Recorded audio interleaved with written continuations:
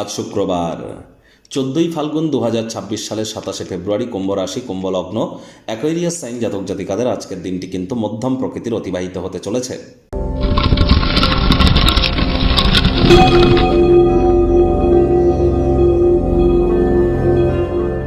ভিডিওটির শুরুতেই স্ক্রিনে আপনারা দেখতে পাচ্ছেন দেবী মহালক্ষ্মীর গায়ত্রী মন্ত্র।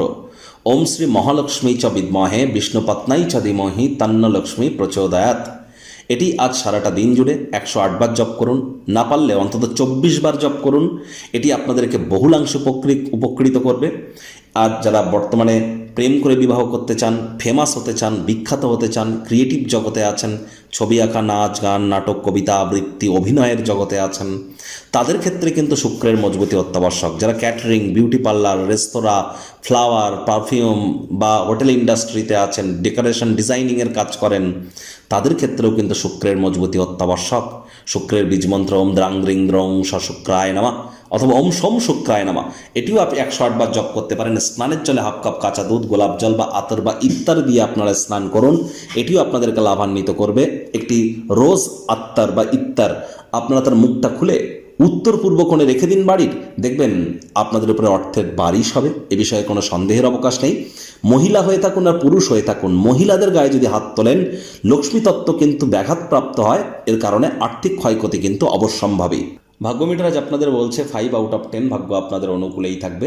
তাহলে দিনটি কিন্তু চড়াই উতরাইয়ের মধ্য দিয়েই আপনাদের অতিবাহিত হবে, এই ভালো তেই মন্দ। দেখুন, কোনো নেগেটিভ বা নেতিবাচক কথাবার্তা বলতে কিন্তু আমাদেরও ঠিক ভালো লাগে না। তবে গ্রহ নক্ষত্রের হেরফের অনুযায়ী ইন জেনারেল ডেলি প্রেডিকশন আমরা প্রস্তুত করে থাকি।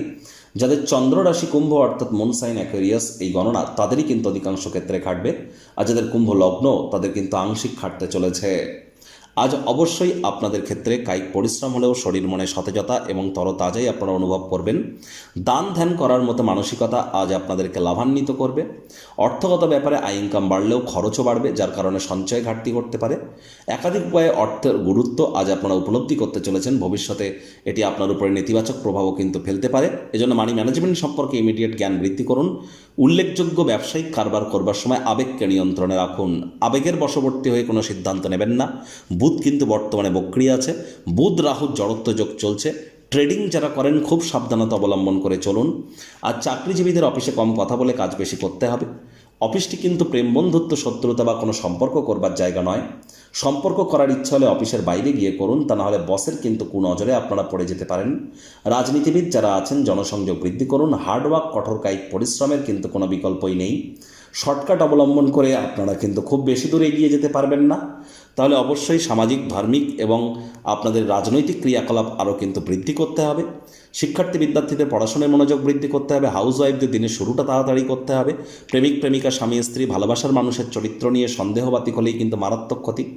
মেজাজ যাতে বিগড়ে না যায়, অর্থাৎ একে অপরের আত্মমর্যাদা যাতে ক্ষুণ্ণ না হয়, এমন ধরনের শব্দ চয়ন করা থেকে আপনারা বিরত থাকুন। বারবার বলছি, আবেগের বশবর্তী হয়ে কোনো কাজ করবেন না। দৈনিক কর্মের সূচি থেকে একটু বিরতি নিন। বন্ধুবান্ধবদের সাথে আউটিংয়ে যান, বাইরে যান, নিকটবর্তী আত্মীয় স্বজনের বাড়িতে ভ্রমণে যান। এটি আপনাদেরকে মহিমান্বিত করবে। শত্রুপক্ষ, বিরোধী পক্ষ আজ কিন্তু খুব একটি শক্তিশালী থাকছে না।